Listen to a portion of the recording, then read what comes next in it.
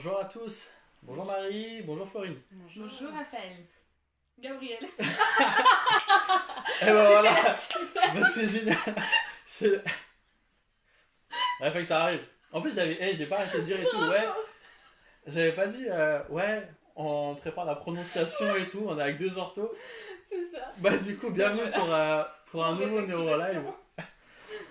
Alors, la thématique aujourd'hui, c'est DME et troubles de la réalité alimentaire.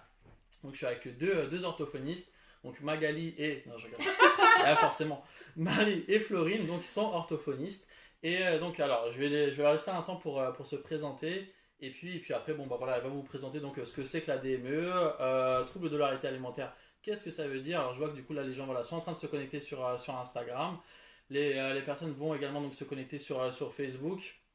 On sait qu'en plus, du coup, c'est une heure où peut-être que les gens voilà, ne sont pas forcément tous sur leur projet. Du coup, la vidéo elle sera postée. Si là aujourd'hui vous pouvez pas forcément poser vos questions, n'hésitez pas du coup à les poser en commentaire. Et puis bah, à ce moment-là, voilà, je pense qu'elles se feront un plaisir de répondre à toutes vos questions.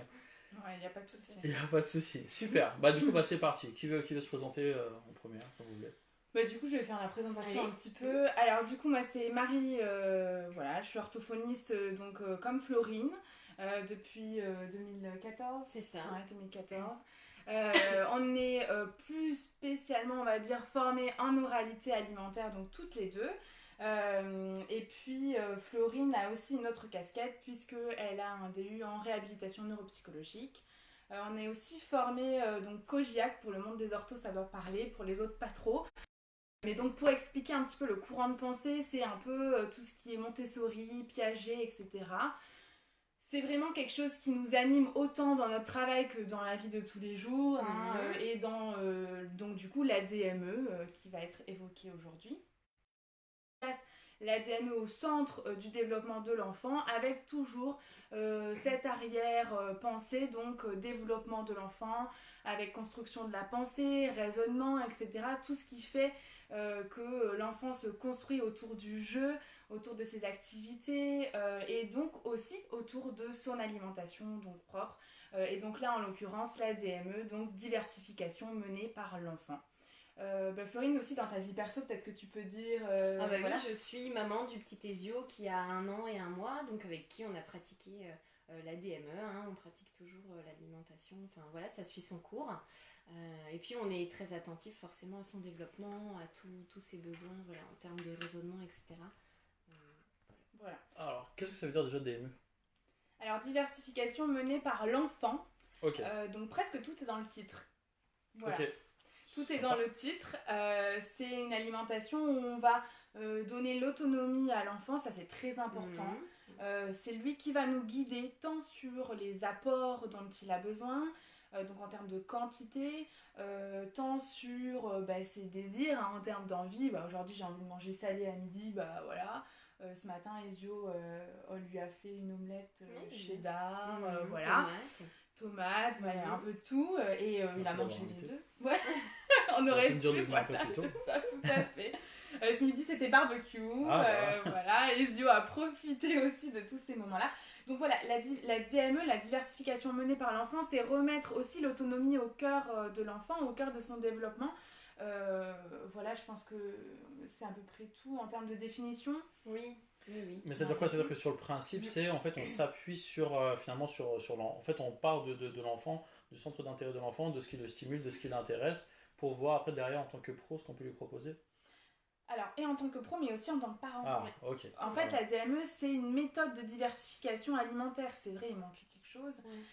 C'est une diversification alimentaire que tout à chacun peut proposer à son enfant, contrairement à la diversification classique qu'on connaît tous en fait. Donc, tout le monde peut proposer soit la diversification classique, soit la diversification menée par l'enfant. Vas-y Florine, tu vas intervenir. Je voulais juste ajouter qu'en fait on lui propose des morceaux dès le départ, donc c'est pas sous forme de purée, c'est sur base de morceaux, donc il faut adapter les tailles, les textures pour que l'enfant gère en toute autonomie. En fait on se réfère tout le temps à ses capacités motrices qui seront le reflet en fait de ses capacités oromotrices, c'est-à-dire les mouvements de langue, de gencives, etc., ce qui se passe dans la bouche. Voilà. Vous avez parlé de méthode. Ouais. Ça veut dire quoi? Ça veut dire que derrière il y a une formation. Alors, il n'y a pas de formation à l'heure actuelle en DME, donc sauf si on veut devenir comme nous, on l'est, donc monitrice DME, où là on a une formation quand même qui peut être proposée. Alors nous on a suivi celle de Comme des Grands, on fait partie du réseau Comme des Grands, et donc ce qui nous permet aujourd'hui de proposer notre atelier en fait donc aux parents. On conseille vivement effectivement de suivre un atelier aux parents parce que ça permet déjà un accompagnement personnalisé. C'est-à-dire que nous, on est capable effectivement de vous dire est-ce que votre bébé est prêt à la DME, parce qu'il y a un moment pour la DME aussi. On check vraiment tout pour que ça se passe de façon tout à fait sereine et que les parents ressortent vraiment de l'atelier avec les clés et les outils en main pour pouvoir débuter. Cependant, ils peuvent aussi se satisfaire de livres, d'ouvrages. C'est tout à fait possible. Voilà. Après, il faut bien se renseigner quand même pour que ce soit sécuritaire, parce qu'on ne donne pas n'importe quel morceau, n'importe quelle texture quand on débute. C'est ça. On comprend bien qu'il faut s'adapter, ce ne sont que des bébés encore à l'âge où on commence. Donc voilà, on va adapter, mais quand même, en règle générale, on peut presque manger la même chose que bébé, quasiment tout le temps. Alors du coup, ouais, c'est ça qui est génial, c'est que finalement, donc, ça veut dire quoi? Ça veut dire qu'en gros, en fait, les parents peuvent se former de par eux-mêmes parce qu'ils vont aller chercher des bouquins, des articles éventuellement. Il y a des articles qui ont été écrits sur la DME, ok. Mais en même temps, vous en tant que pro, vous pouvez également en fait, les former, les sensibiliser pour pouvoir les rassurer. Parce qu'après, j'imagine, en tant que parent, on a quand même besoin d'être rassuré. Est-ce que du coup, on fait bien ou pas avec notre enfant, surtout du coup, si c'est un bébé. Parce que voilà, en fait, on n'a pas envie de mal faire les choses avec notre enfant. Vous-même, du coup, vous les proposez ces ateliers? Ouais. On les propose donc via, c'est vrai qu'on ne l'a pas dit, la société, donc la boîte à ortho. Donc sur les réseaux, c'est la boîte à ortho /family ou family box. Voilà, c'est via vraiment notre site internet, donc la boîte à ortho, qu'on peut accéder à nos ateliers. On s'inscrit. Là, on fait des ateliers en direct, donc on sort d'un atelier justement là tout à l'heure qu'on a pu animer. Il y aura probablement des ateliers en visio que vous pourrez autant que besoin un peu plus tard, le temps pour nous de les enregistrer, de les préparer. C'est un autre format. L'atelier en direct était vraiment présent. En fait, pendant le confinement, on avait des ateliers qui étaient prévus en présentiel. Okay. Et puis, on a été confinés. Voilà, donc au début on n'a pas réfléchi en fait à ce qu'on pouvait proposer et puis finalement au fur et à mesure on s'est dit oh là là mais les parents, enfin les bébés grandissent quoi, ils continuent de grandir, on est tous confinés, on a l'impression que la vie s'arrête mais pas du tout, les bébés grandissent donc il faut qu'on trouve des solutions et donc on a commencé à faire des ateliers en ligne et en direct pour vraiment rassurer les parents et les accompagner pendant cette période là qui était en plus assez stressante donc voilà, vraiment être présent auprès d'eux dans cette diversification donc menée par l'enfant pour ceux qui étaient déjà intéressés par là. Et puis il y a l'idée d'accompagner les parents aussi après les ateliers, on les accompagne voilà, si nécessaire, il y en a qui nous posent quand même pas mal de questions après, on continue à les suivre et à les chapeauter si besoin. Alors de toute façon, on mettra les liens vers je sais pas, sur site internet ou en tout cas tout ce que vous faites et tout sur les réseaux sociaux parce que c'est vrai quand même que vous êtes assez active et présente et tout sur les réseaux sociaux donc ça c'est super. En plus c'est toujours pour aider les familles. Ce qu'on va faire c'est qu'on va profiter là du coup de ce rendez-vous là pour essayer d'apprendre un maximum de choses. Peut-être même que du coup éventuellement vous pourrez donner déjà en fait des petites pistes, des petits outils pour les parents. Je pense qu'en plus non seulement ça va les rassurer, puis après qui sait peut-être même en fait les amener du coup après à vous contacter pour poursuivre justement en fait cette formation.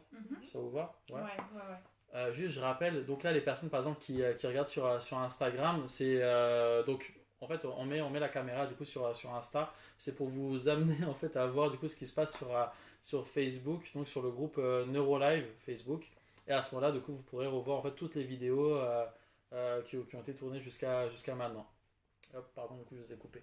Non mais c'est cool, du coup ils ont accès tout le temps via Ouais, tu vas sur le groupe Neurolive et du coup en fait il y a toutes les vidéos et puis après moi-même de toute façon après derrière voilà, je partage dans un maximum de groupes sur Facebook pour que comme ça les personnes puissent voir un petit peu ce qui est dit. Bon, très bien. Alors du coup donc alors justement, imaginons que moi je suis là, je suis papa d'un petit enfant et du coup j'ai envie d'avoir des infos sur la thématique d'aujourd'hui. Ok. Alors du coup Combien déjà... ça coûte? Non, Mais ça coûte pas cher, ça coûte 35 €. Voilà. C'est un Non, investissement c'est pas à long terme parce que votre enfant, vous allez le nourrir toute la vie. C'est ça. C'est vrai. Bon, non, c'est Ça, vrai. 35 euros, ça. Blague à part, effectivement, donc tu es intéressé. Surtout, la première question qu'on va te poser, c'est déjà, bébé, il a quel âge? Il a 7 mois. Il a 7 mois. Ah. Bon, tu as un mois de retard, entre C'est guillemets. vrai. Non, en tout cas, on peut commencer à diversifier à Sympa. 6 mois. À partir de 6 À partir de 6 mois. mois. Ok. Voilà, donc à partir de 6 mois, l'enfant peut être diversifié. Donc que ce soit en diversification classique ou en DME. En DME, on va vraiment attendre les 6 mois. On sait que sur les bébés qui sont nourris à la purée, parfois les pédiatres recommandent donc une diversification à partir de 4 mois. Voilà, plus tôt. Ça, on laisse le débat aux spécialistes entre eux. Nous, ce qu'on sait en tout cas, c'est qu'en DME, il faut absolument 6 mois. Pourquoi ? Tu peux peut-être en parler, les signes un petit peu que bébé Oui, est prêt. alors déjà parce que il faut qu'il ait un bon tonus au niveau du buste et puis de la tête pour se tenir bien droit en fait dans sa chaise haute. Donc il n'a pas besoin de se mettre assis seul, mais il a besoin de tenir quand même, avoir un bon maintien une fois qu'il est installé dans sa chaise haute. Il n'y a pas besoin de déclencher un intérêt particulier pour la nourriture parce que ça va venir progressivement.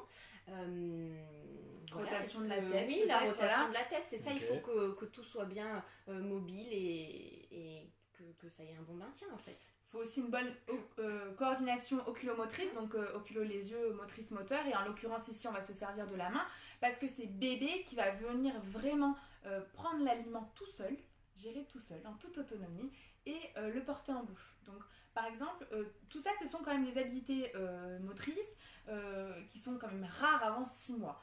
Voilà, il faut vraiment que tout ça soit quand même en place pour pouvoir lui proposer de façon positive aussi. On ne va pas mettre en difficulté notre enfant. Eh non. Voilà.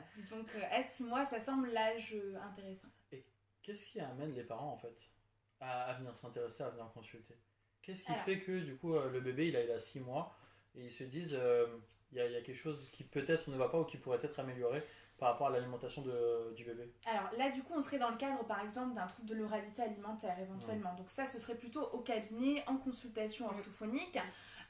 Donc là, pourquoi on fait un lien avec la DME aussi, on va vous expliquer tout ça. Pourquoi c'est en lien, en fait, les deux. Donc un parent, par exemple, qui verrait son enfant pleurer lors des repas, refuser le repas, vomir à la vue, par exemple, parfois juste la vue, ça suffit.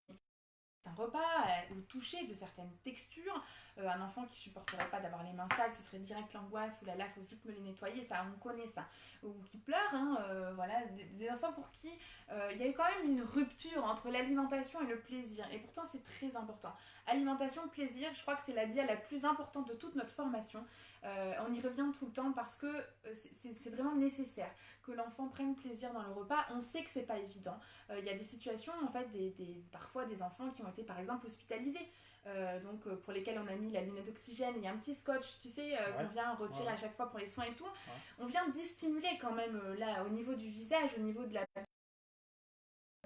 et on vient à chaque fois amener on saupoudre de petites choses négatives comme ça, et au fur et à mesure tout ça accumulé, ça peut parfois engendrer des troubles de l'oralité alimentaire et donc en fait déconnecter la sensation de plaisir alimentaire en fait de base. Donc ça par exemple ça peut être une des causes identifiées ou peut-être identifiable aussi via le bilan orthophonique tout simplement, ou via la consultation pédiatrique que vous aurez effectuée. Donc déjà c'est le pédiatre ou le médecin traitant qui vous envoie chez l'orthophoniste. Donc c'est soumis à prescription donc médicale. Donc voilà, il vous faudra donc votre ordonnance. Ensuite vous prenez rendez-vous chez un orthophoniste et puis ensuite on fera le bilan. Tous les orthos peuvent faire ça? Alors, tous les orthos peuvent le faire, oui, c'est dans notre nomenclature, donc bien réglementé. Il y en a qui sont un peu plus spécialisés, un peu plus formés. On a tous nos domaines de prédilection et puis de cœur aussi, j'ai envie de dire, vraiment de cœur. C'est beau.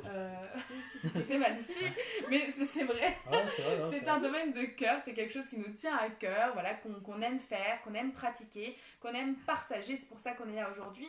Donc voilà, c'est vraiment quelque chose qui peut être un peu plus spécifique en fonction des orthophonistes que vous allez rencontrer, mais globalement, toutes les orthophonistes sont normalement prêtes à vous recevoir dans ces difficultés-là.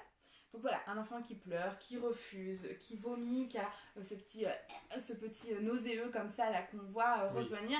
On entend parfois les parents dire il se fait vomir à chaque fois.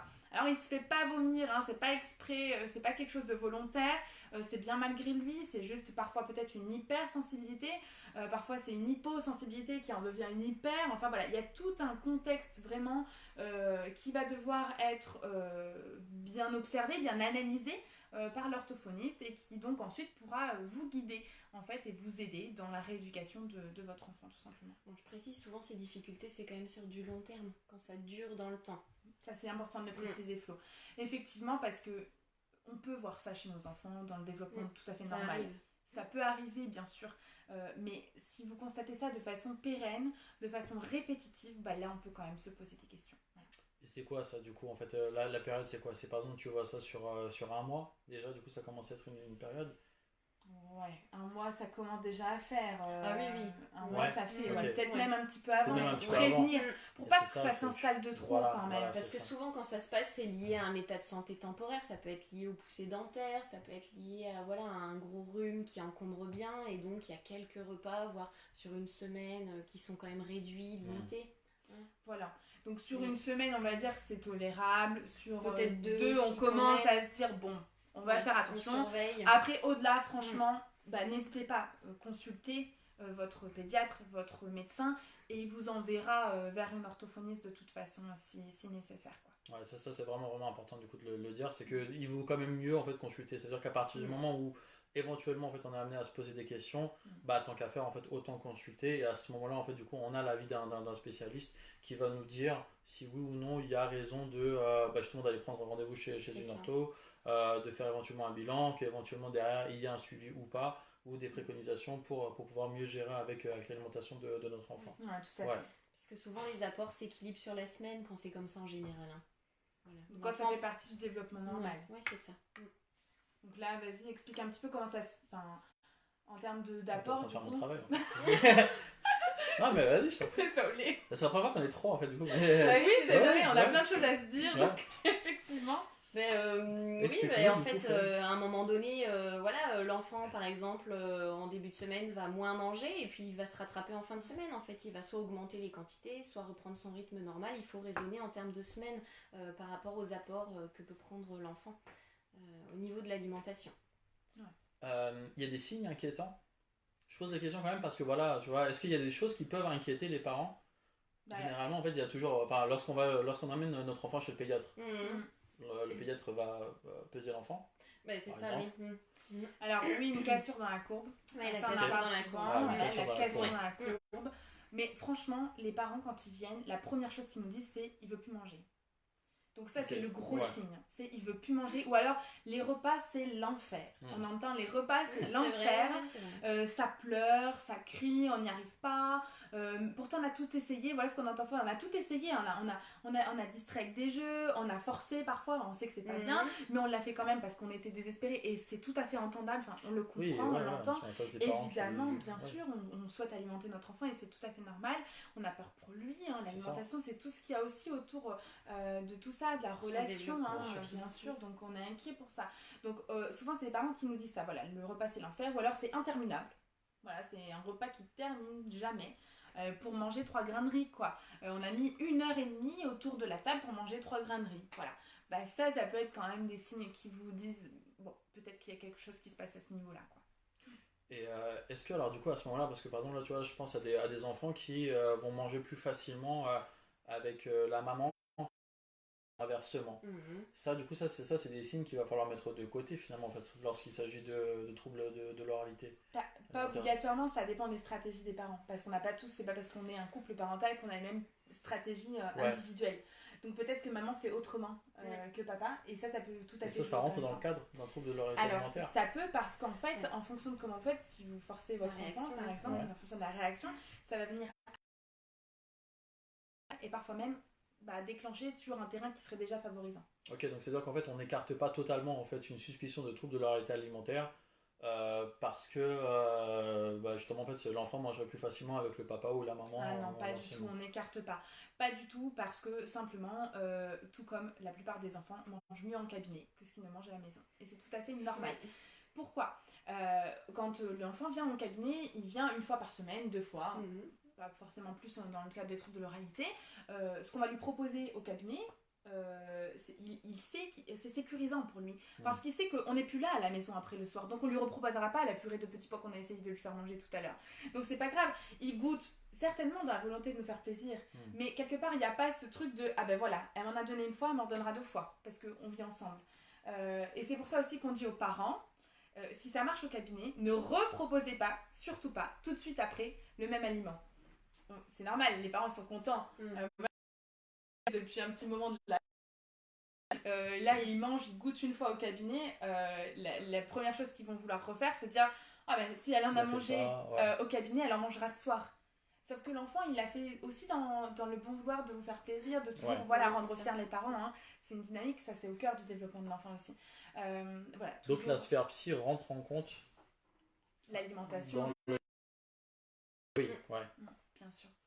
Et justement, vous, du coup, vous pouvez travailler là-dessus pour améliorer aussi la qualité. On va guider les parents. C'est ça, on va guider les parents. On va surtout leur dire ça, faut peut-être éviter de faire comme si, on peut peut-être proposer ça plutôt à la place. On va les prévenir, on va dire ne reproposez surtout pas ce soir la purée de pois, je sais pas quoi. Attendez un petit peu, on refera peut-être ensemble, mais pareil, beaucoup plus tard.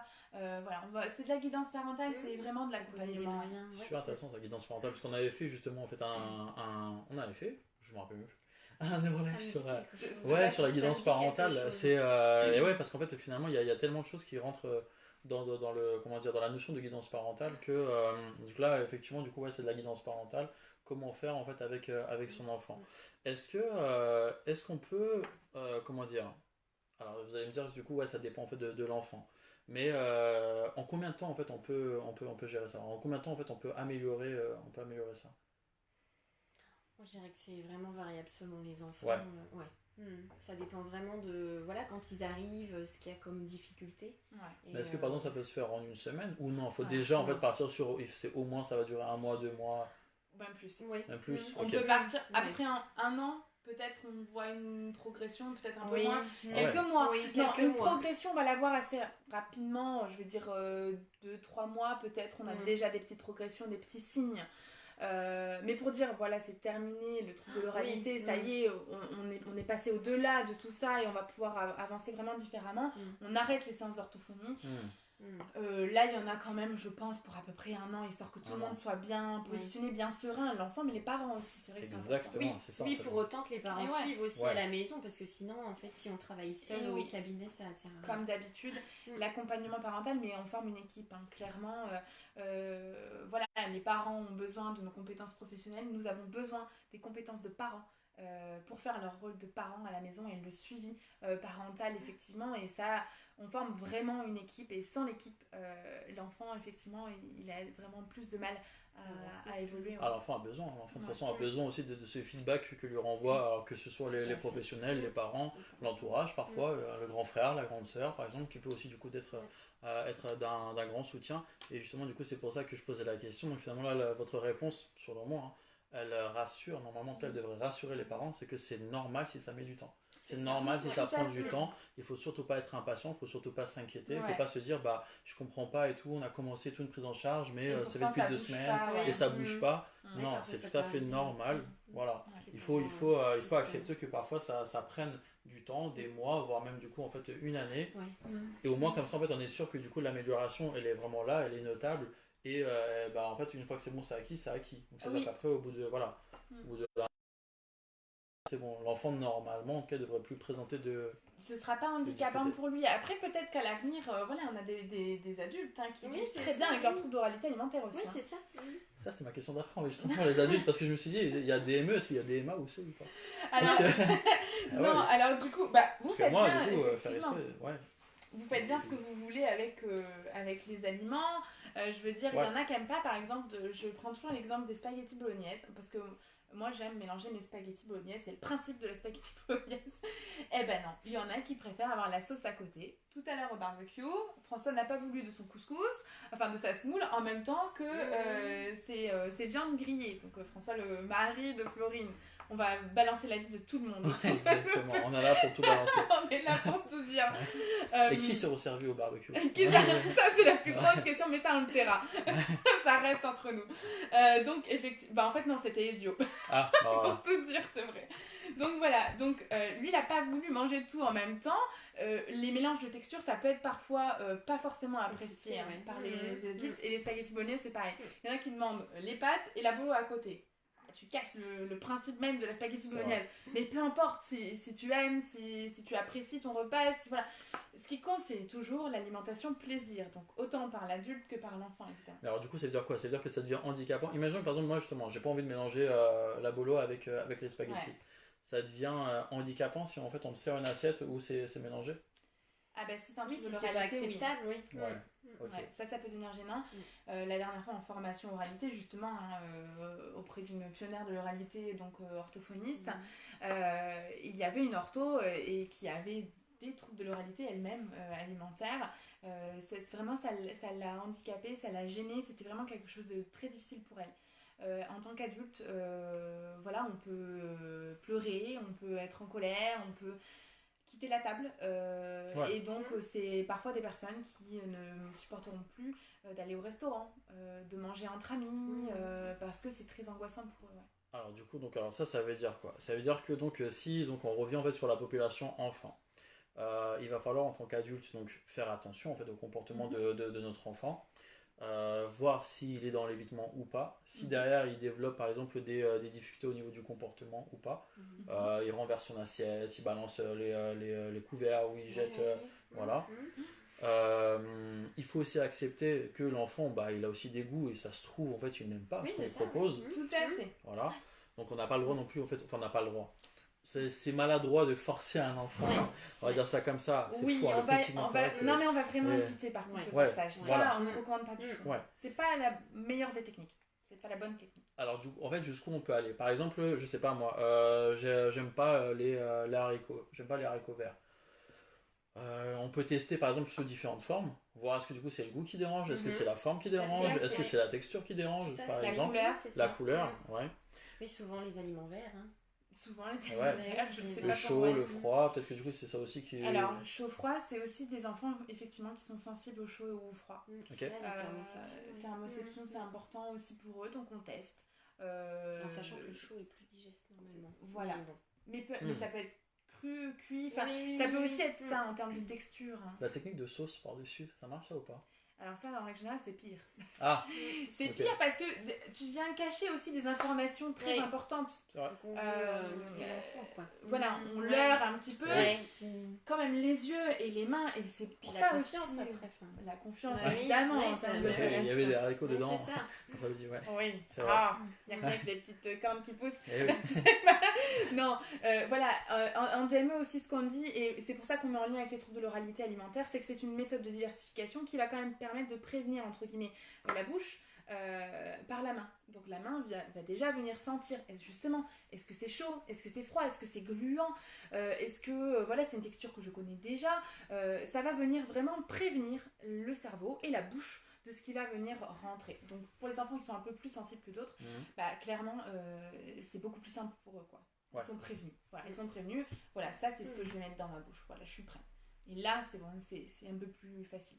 Ça c'est bien ça. Et du coup de toute façon après ça paraît, après c'est vrai que ça paraît toujours plus facile à dire qu'à faire, mais évidemment en fait on évite toutes les situations conflictuelles, on évite les problèmes de comportement parce que sinon vous l'avez dit aussi, c'est qu'après il va y avoir aussi une cassure dans la relation de confiance. On se dit attends là l'adulte et tout il a essayé de m'arnaquer, on faisait ça, donc on va éviter de casser ça.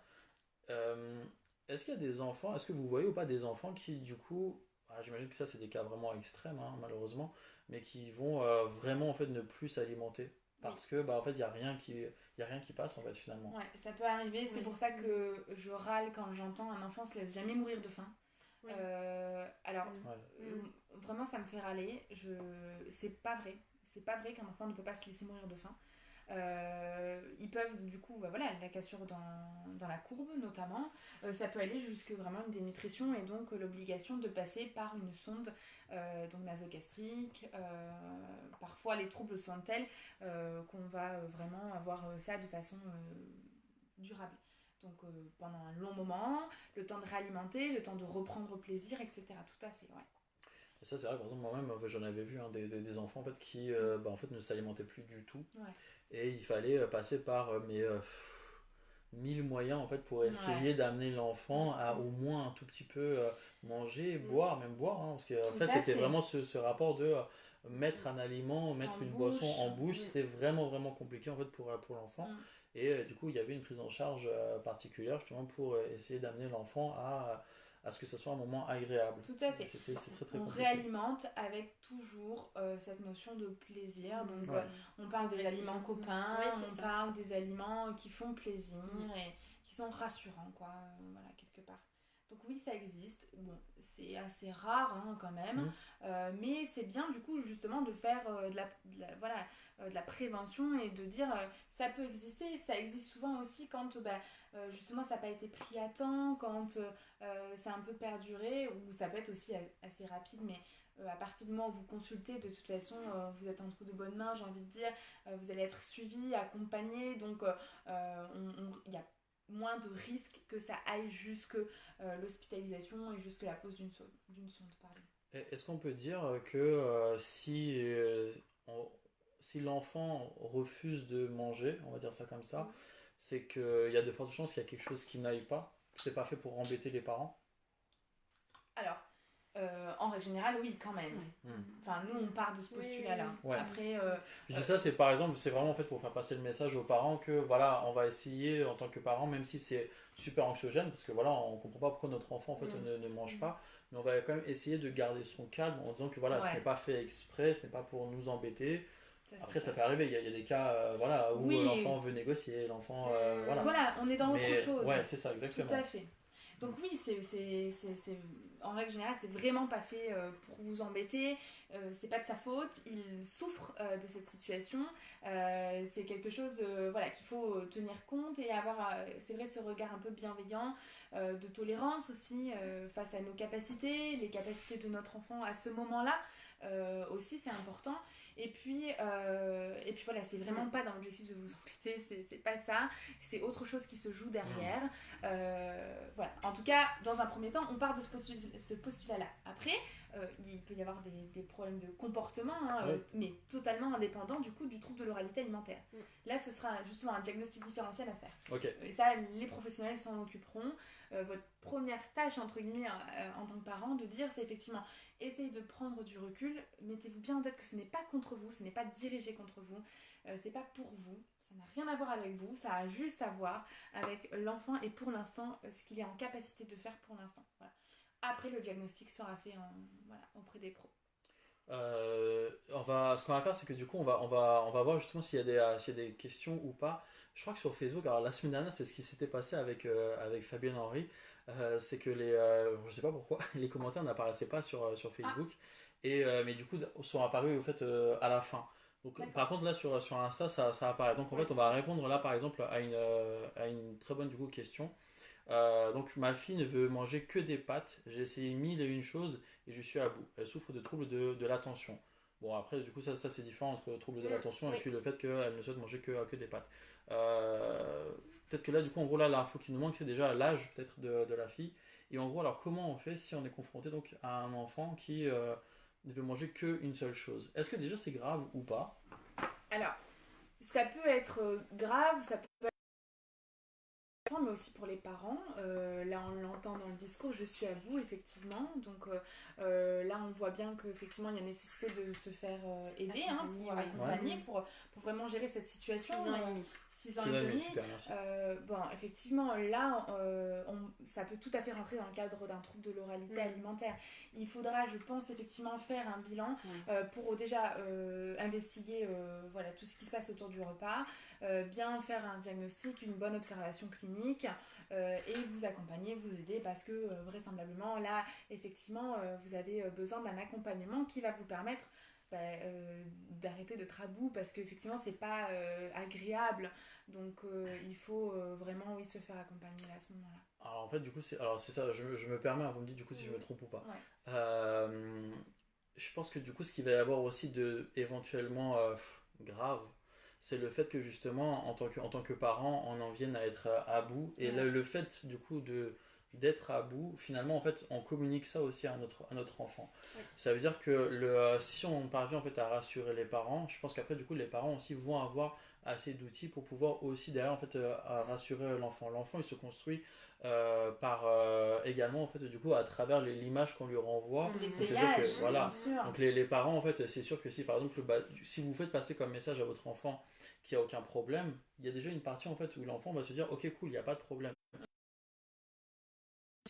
C'est et ce qui va être même d'ailleurs pire, c'est du coup lorsque alors ok, j'ai du mal par exemple du coup je sais pas avec différents aliments, je vais manger que des pâtes, sauf que du coup si en face les parents font passer le message comme quoi il y a un gros problème, bah l'enfant en fait va grandir aussi en se disant mince j'ai un problème, et rien que ça c'est super anxiogène, et l'enfant derrière ne sait pas forcément comment s'en sortir de ça. Du coup je pense que c'est, alors peut-être même avant de parler d'accompagnement, c'est déjà alors ok une consultation pour avoir des conseils. Oui. Pour avoir des conseils, et peut-être que du coup derrière en tant que parent, bah, déjà rien qu'avec ces conseils-là, vous pourrez aussi peut-être améliorer la situation, vous-même déjà être davantage rassuré, soulagé, et je pense que du coup après derrière, voilà, l'enfant aussi comprendra qu'il n'y a pas forcément de gros problèmes, et peut-être que du coup l'enfant en fait trouvera assez confiance aussi en elle-même du coup pour pouvoir éventuellement essayer d'autres aliments. Je dis ça mais parce que par exemple moi jusqu'à mes 5 ans apparemment je buvais que du jus de pomme. En fait je mangeais pas mais je buvais que du jus de pomme. D'accord. Ah oui. Et ouais. Et bah ça va. Bon après pendant un temps. Alors ça c'est un témoignage très rassurant. Ouais. Ça va. Non effectivement. Non mais c'est pour dire quoi? C'est pour dire que ce qui compte aussi, alors évidemment oui il faut consulter parce qu'il faut avoir le retour de professionnels parce que c'est rassurant. Puis surtout vous n'êtes pas seul. Ouais c'est ça en fait. Du coup vous n'êtes pas seul. Et ça, c'est important d'entendre les plaintes des parents, effectivement. Vous n'êtes pas seul, on peut proposer des solutions, on peut vous aider et justement ne plus désespérer. Mais je comprends, hein, c'est parfois désespérant, c'est clair. Mais vous n'êtes pas seul et ça, je pense que c'est très important. Voilà, de l'entendre, vous n'êtes pas seul. Alors, avec qui le bilan, avec un orthophoniste, en tout cas, d'abord une prescription médicale. Donc, excuse-moi, du coup, je t'ai coupé. J'étais à fond dans ton témoignage, dans ton récit, exactement. Non, mais justement, c'est pour dire que voilà, donc le fait de consulter, ça va déjà, j'imagine, en tout cas, rassurer les parents, et ne serait-ce que ça, en fait, ça peut déjà amener du positif chez l'enfant, où l'enfant, en fait, du coup, se sentira aussi, normalement, plus en confiance pour éventuellement, justement, essayer d'autres aliments, par exemple, si on est dans ce cas de figure-là. Donc, alors du coup, là, les repas durent très très longtemps et c'est épuisant. C'est ce qu'on en discutait juste avant. Tout ça, ce sont effectivement des signes tout à fait qui pourraient être d'un trouble de l'oralité alimentaire. Là, effectivement, je vous conseille vraiment sincèrement d'aller consulter donc, auprès de votre médecin traitant ou pédiatre et d'en discuter tout simplement. Normalement, ils sont quand même maintenant sensibilisés. Il y a quelques années, on n'était pas. Tu vois, quand tu buvais ton jus de pomme, ça aurait mérité une petite consulte quand même. J'imagine, ouais. Voilà, après, maintenant, ça va très bien, tu manges de tout, tu bois là, de maintenant, tout. Ah ouais, maintenant j'adore manger. Je mange de tout. C'est lui qui s'est resservi au barbecue. On m'a pas invité. Non, non, bon, en vrai, voilà, on peut aussi très bien s'en sortir comme ça, mais pour les parents, on sait que c'est parfois difficile. Voilà, aussi ce qu'on va préconiser, la première chose, c'est lâcher prise. Oui. Parce qu'on a aussi ce truc du poids, tu en as parlé tout à l'heure. Oui. Oh là là, aujourd'hui, il a perdu 10 grammes. Non mais on stoppe ça. La balance est affreuse pour ça. Oui. Mais même en tant qu'adulte, la balance est affreuse. Donc pour les enfants, c'est pareil. Et les parents sont très forts axés face au poids, etc. Mais regardez aussi votre enfant, est-ce qu'il se porte bien, est-ce qu'il est bien éveillé, est-ce qu'il vous semble en forme, est-ce que voilà, tout ça, ça peut être aussi des indicateurs. Alors pas pour autant qu'on ne va pas consulter, mais juste pour vous dire, ok, on se rassure aussi par rapport à ça, on déstresse, on lâche prise. On va lâcher prise aussi sur le ménage. Un enfant qui va explorer avec ses mains, etc. Bah, du coup, on comprend que c'est quand même positif. Parce que c'est aussi parfois ça, les parents qui hop nettoient tout de suite direct et tout. Ah oui, non. Et l'enfant peut pas explorer et du coup on empêche un petit peu tout ce de se faire. Eux c'est leur taf, hein. Nous on travaille etc. Mais eux leur boulot c'est ça, c'est d'explorer, c'est leur travail. Il faut laisser les bébés travailler. Voilà. Mais d'ailleurs, c'est comme. Alors, juste du coup, je réponds à la question parce que ça a coupé. Donc, orthophoniste. Il faut du coup consulter tout enfin, pédiatre et orthophoniste. Ouais. Effectivement, de toute façon, ce travail d'exploration, ça fait partie. Enfin, ça, c'est même pour n'importe quel. Même, enfin, les jouets, même tout ça. Les enfants, ils vont d'abord passer par le toucher. Ils vont toucher les côtés. Ils vont voir si ça pique ou pas, si c'est rond, les textures. Et c'est après qu'éventuellement, ils vont utiliser les jouets à bon escient. Finalement, en fait, c'est un peu comme la nourriture. Donc, s'il y a de la nourriture un peu partout. Sur lui, sur la table, autour de la bouche, c'est normal. Ouais. C'est normal. Oui, au départ, l'enfant mange pas forcément beaucoup en DME par exemple. On a différents exemples. Voilà, au début, ils mangent pas beaucoup. Okay. Ils explorent, mais ils mettent pas forcément en bouche, ou alors ils mettent en bouche, mais ils mangent pas. On voit pas de mouvement de langue, etc. Déjà, du coup, en fait, un bon signe d'une évolution positive parce que tout à l'heure, vous avez parlé d'aliments copains, c'est ça? Ouais. Donc, il y a au moins, en fait, voilà, l'enfant va vers la nourriture et n'est pas, je sais pas, soit alors apeuré ou on va dire, n'est pas réfractaire à l'idée de vouloir se nourrir, n'est plus dans l'évitement. Ok, donc ça, c'est quand même plutôt rassurant. Donc ça peut être des signes de progression aussi chez l'orthophoniste. Hein. Ne voyez pas, par exemple, que il mange toujours que des pâtes. Non. Ok, il mange toujours que des pâtes, mais est-ce qu'il a touché la dernière fois ce que vous lui avez proposé de nouveau? Est-ce qu'il a senti? Est-ce qu'il a accepté de peut-être faire le tour du visage avec peut-être... Enfin, on fait vraiment tout et n'importe quoi. On se déguise avec l'alimentation. On joue, on explore, on joue, on reconnecte avec le positif. Et ça, c'est important. On a le droit de jouer avec la nourriture. On a le droit de jouer avec la nourriture. On a presque obligatoire. Il y a un bac de pâtes, pourquoi on joue avec la nourriture. Ouais, alors là... C'est autorisé chez toi? Oui. C'est génial. Et effectivement, on sensibilise aussi les parents à ça, de dire voilà. Après, il y a aussi des équipements qui permettent aussi de dédramatiser le ménage. Par exemple, je pense au Tidy. Pour les petits. Pour les petits, c'est pas mal. On a du matériel qui permet de protéger le sol, par exemple. Et donc, du coup, ça peut dédramatiser le ménage. Ça peut permettre de lâcher prise plus facilement aux parents. Ça fait penser une partie de paintball, du coup, votre truc. Mais... c'est un peu ça. Mais c'est génial, non, mais c'est très bien. On les protège. Voilà. Et comme ça, le parent peut juste se concentrer sur, là, il kiffe, mon bébé, il aime ça. Voilà. Donc moi aussi, je prends plaisir et tous les deux, on avance, quoi. Ça c'est excellent, c'est excellent. Est-ce que, alors du coup là déjà vous avez donné quand même pas mal d'informations sur ce que c'est que les troubles de l'oralité alimentaire. Est-ce qu'il y aurait éventuellement d'autres questions? Alors du coup pour Facebook c'est je sais pas, les questions arriveront en fait une fois que la vidéo sera postée. Qu'est-ce qu'on pourrait dire d'autre? C'est que le fait qu'il n'y ait pas d'ortho disponible avant 2030. Oui, je peux répondre à ça. Ah, je vous en prie. Je peux répondre, l'avocat. Non, je peux répondre. En fait, dites bien que c'est pour un trouble de l'oralité alimentaire. Et en fait, on a des créneaux d'urgence. Personnellement, je prends en charge. Donc, je prends en soin les troubles de l'oralité alimentaire. Et donc, j'ai des créneaux d'urgence que je débloque justement dans cette situation. C'est une situation qui peut être d'urgence. Donc, n'hésitez pas à dire, je pense, un trouble de l'oralité alimentaire. Il refuse de s'alimenter correctement. Je suis à bout. Enfin, voilà. Si vous pouvez, vraiment dites-le, et les orthophonistes quand même, celles qui sont formées, débloquent des créneaux et on prévoit ça dans nos agendas. Oui, donc, normalement, oui. Voilà. Voilà, il faut vraiment le préciser. C'est une bonne indication ça. Bah oui, c'est un bon tuyau. Non mais c'est la vérité. Mais ne trichez pas. Non. Ah oui, par contre, ne dites pas si c'est juste pour un chlampement entre guillemets ou quoi que ce soit. On le verra vite fait au bilan de toute façon.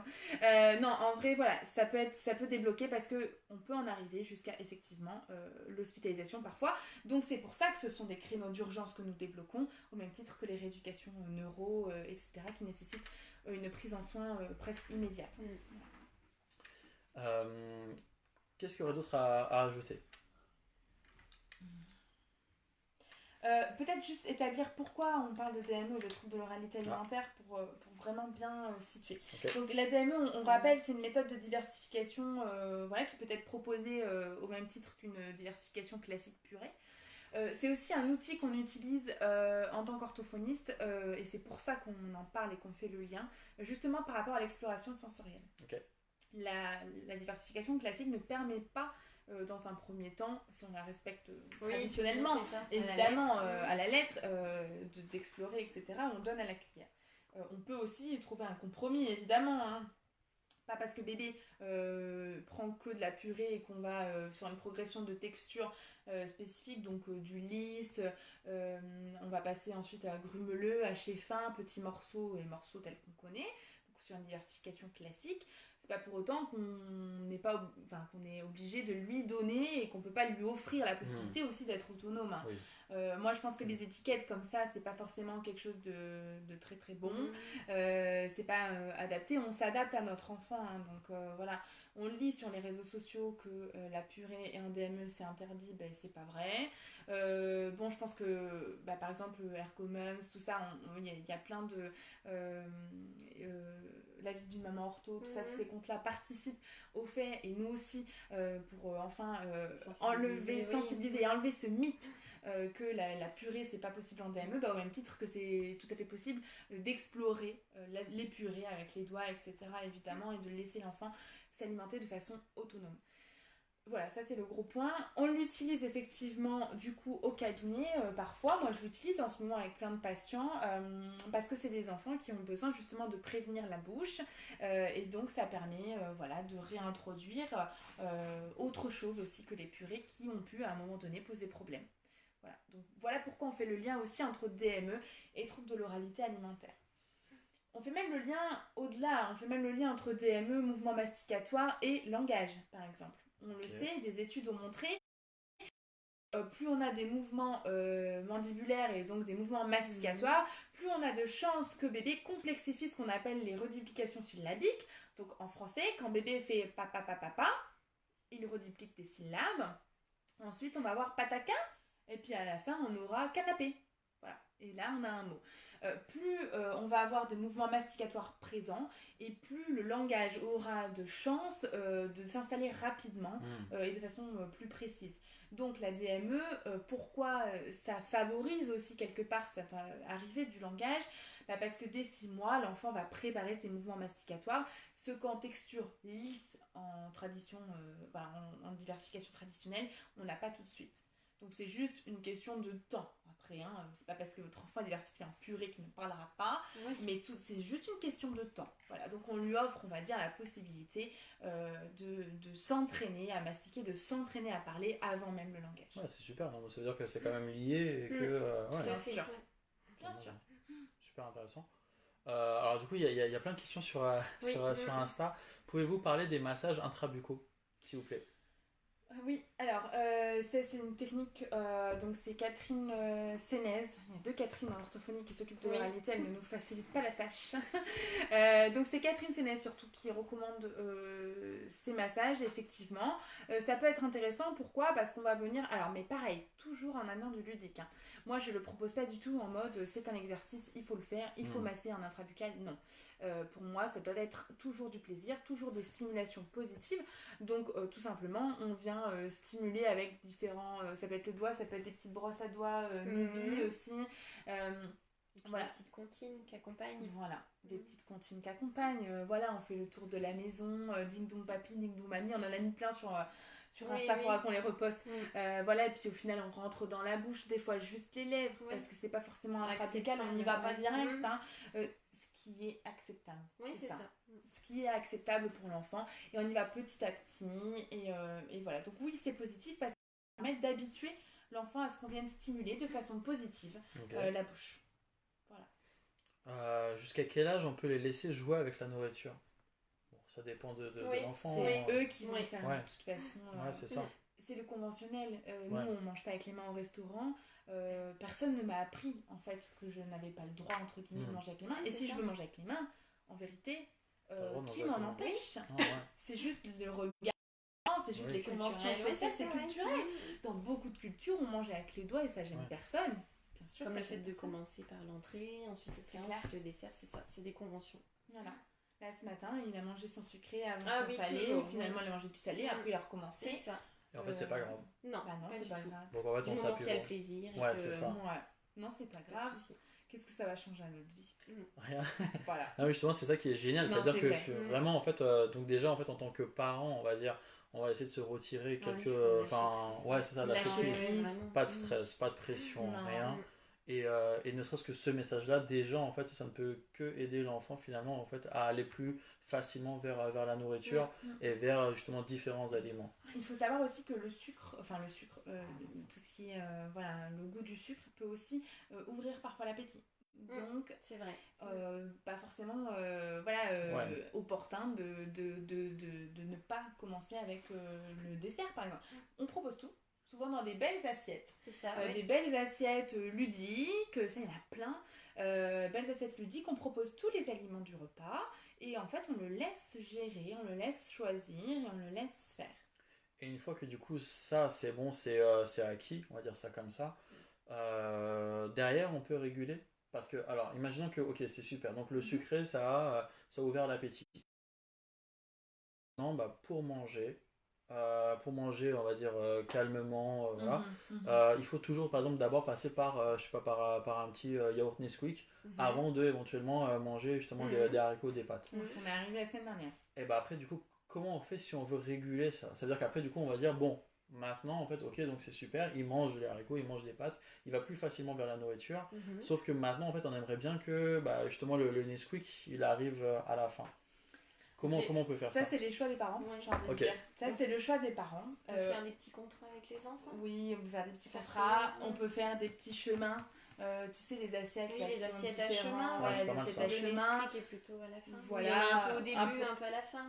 Voilà, on essaye toujours de trouver un terrain d'accord, un compromis, mais ça c'est vraiment en très très fin de rééducation. Oui, Ça, oui, je le c'est dis ça, ouais. clairement. Ouais. Ça, et puis après, ça dépend de vos choix en termes de parentalité. Oui. Par exemple, personnellement, ça ne me gêne pas du tout que jusqu'à ses, je sais pas moi, 20 ans, mon enfant mange son Nesquik et ait besoin de ça. son Nesquik. Franchement, Ouais. moi ça me gêne pas du tout. Il y en a qui ont besoin d'un apéritif pour commencer sur leur repas. Oui. Il y en a qui ont besoin, je sais pas, il y a vraiment des petites habitudes comme ça qu'on aime entretenir, qu'on aime chérir, qui Bien nous sûr. rassurent.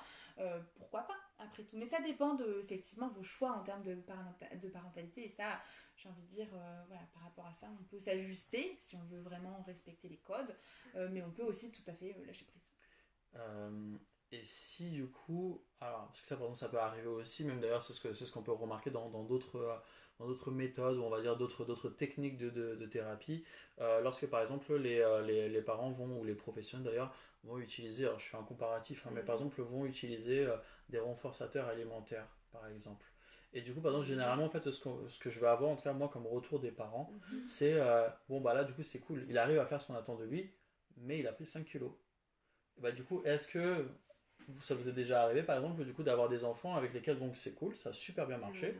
Bon, maintenant et tout, ils vont beaucoup, beaucoup plus facilement vers la nourriture, mais justement, en fait, il y aurait vraiment, en fait, un travail de régulation à faire, parce que là, par contre, l'enfant, en fait, commence à être parfois, en fait, en gênant, surpoids. Ouais. Bah, moi, personnellement, ça ne m'est jamais arrivé en cabinet. C'était déjà arrivé? Oui, Flo? moi j'ai une petite qui a besoin de ses bonbons à la fin du chemin. Ah oui, et donc ça peut vraiment... Mais par contre, c'est... voilà, il faut diminuer. On était à 4 bonbons au départ, on est passé sur 3, sur 2. C'est des petits contrats qu'on passe entre nous. Et après, on essaie de transposer à la maison en accompagnant les parents. Et en discutant avec l'enfant, parce que cette petite fille-là, elle est quand même assez grande. Ça, et du coup, Elle a donc, 5 essayer de ans, passer maintenant sur des renforçateurs autres que alimentaires, peut-être. Comme ça, en fait, Oui. on va passer par, Oui. je sais pas... renforçateurs sociaux, ou alors par exemple des activités. Genre, bon, bah, C'est maintenant et tout, tu vas pouvoir écouter de la musique, regarder ton dessin animé, C'est ça. lire un livre si tu as envie, voilà. Mais du coup, autre que alimentaire, et que moi, comme ça, on sait qu'on peut agir donc, sur éventuelle problématique de surpoids. Je pense que du coup, mais ça vous l'avez souligné aussi, et ça il faut vraiment pas le négliger, c'est l'importance aussi au fait finalement du visuel, parce que bah, de toute façon il faut que ça soit aussi plaisant pour les enfants. Donc ça veut dire qu'il faut que ça soit, alors même pourquoi pas l'idéal, hein, que ça soit ludique et tout, il faut que ça soit, et ça d'ailleurs enfin c'est ce qu'on retrouve par exemple dans les classes, dans les écoles, il faut que ça donne envie en fait à l'enfant par exemple d'aller en classe, parce qu'il faut que ça les intéresse, il faut que même limite ça les émerveille. Bah, du coup c'est pareil par exemple pour l'alimentaire, ça veut dire que si on leur présente des assiettes d'adultes avec des couverts d'adultes, avec une présentation on va dire entre guillemets pour les adultes, comme on peut retrouver par exemple dans les restaurants, ça va pas forcément donner envie à l'enfant en fait de vouloir ça. goûter. Alors que du coup, si voilà, il y a des couverts pour les enfants, il y a des jouets, ça représente des animaux, la façon dont on dispose la nourriture, Ouais. elle est sympa, bah, du coup, ça ne peut que amener les enfants aussi à vouloir aller plus facilement C'est vers, ça, vers la le nourriture. plaisir, Ouais, c'est Tout ça. à fait. Il y a plein d'assiettes. Oui. Bon, il y en a du coup sur notre site internet, évidemment. On a mis ça à dispo des parents parce que c'est vrai que c'est essentiel pour reconnecter au plaisir. Hein. Et le visuel compte énormément, mais il n'y a qu'à voir. Je sais pas, on voit tourner en ce moment, enfin je sais pas si c'est en ce moment, mais j'ai déjà vu des gâteaux sous forme de trucs qui sembleraient un peu dégueux.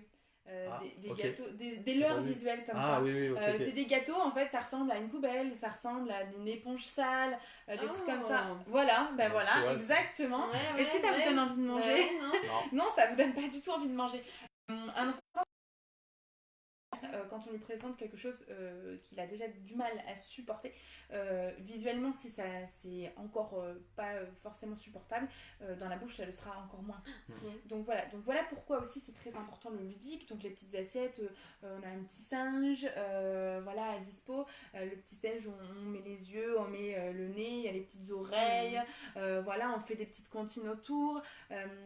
On va voilà, peut-être avoir un escargot qui va nous permettre de faire un petit chemin et raconter, on joue autour de tout ça, voilà. Et puis les aliments aussi, alors voilà aussi pourquoi les purées parfois ça peut être un peu pas très ragoûtant parce que tout est un peu mis en pâté Ensemble, entre ouais. mais on peut faire autrement. On peut faire des petits points de purée. Oui, c'est ça. Hein, on peut faire des petits tas. Aussi, pensez bien à la taille d'un estomac d'un enfant. Ouais, c'est ça. Quand vous lui présentez une énorme assiette, c'est comme si vous présentez la gamelle entière. Quoi. Ouais. C'est ça, Donc, visuellement, voilà. c'est pas acceptable. Visuellement, c'est déjà pas acceptable. Les petits couverts, c'est très important. C'est très important parce que qu'est-ce qu'on voit? On donne les couverts d'adultes et là, le parent est obligé d'intervenir. Ah là là, t'en as fait tomber Oui, partout. c'est ça. Aïe aïe aïe, Donc, mais on c'est pas casse comme le ça, moment, machin. Et là, C'est un peu waouh, dégradant pour l'enfant. voilà, on vient quelque part S'immiscer dans le. voilà, il est en dans train le de faire moment ses de- expériences. Effectivement aussi, c'est très frustrant pour l'enfant. Il prend, lui, il fait l'effort de prendre sa cuillère, là, il y arrive, et puis là, hop, il la met comme ça et tout tombe partout. C'est hyper frustrant. Ouais. Donc on va vraiment avoir des couverts adaptés. Donc voilà, on a des petits couverts, pareil sur le site c'est en vente, hein, des petits couverts bien adaptés pour que l'enfant puisse prendre et mettre en bouche vraiment facilement, en toute autonomie et que ce soit toujours positif pour lui. Super, ok. Du coup, on a eu plein d'infos.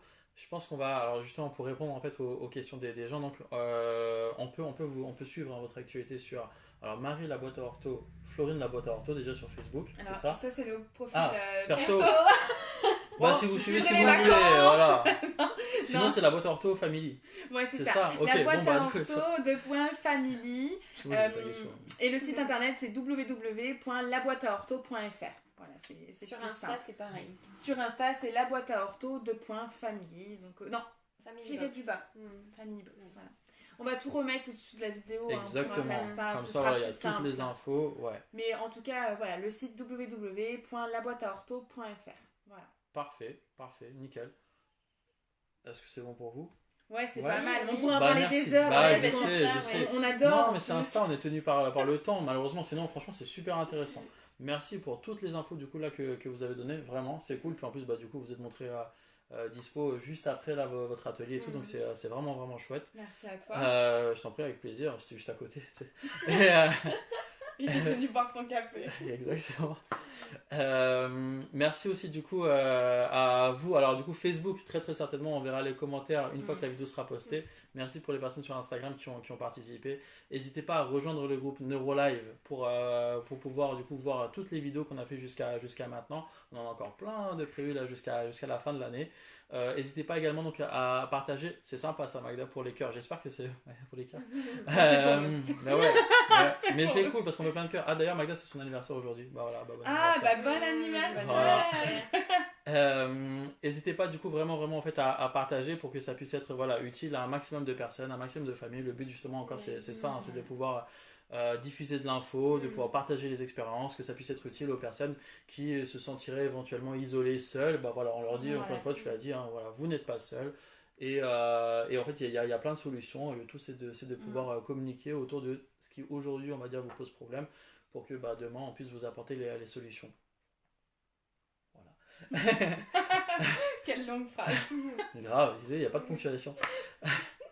Encore une fois, merci. Prenez soin de vous, passez un bon week-end et puis à bientôt. Ciao. Merci. À bientôt.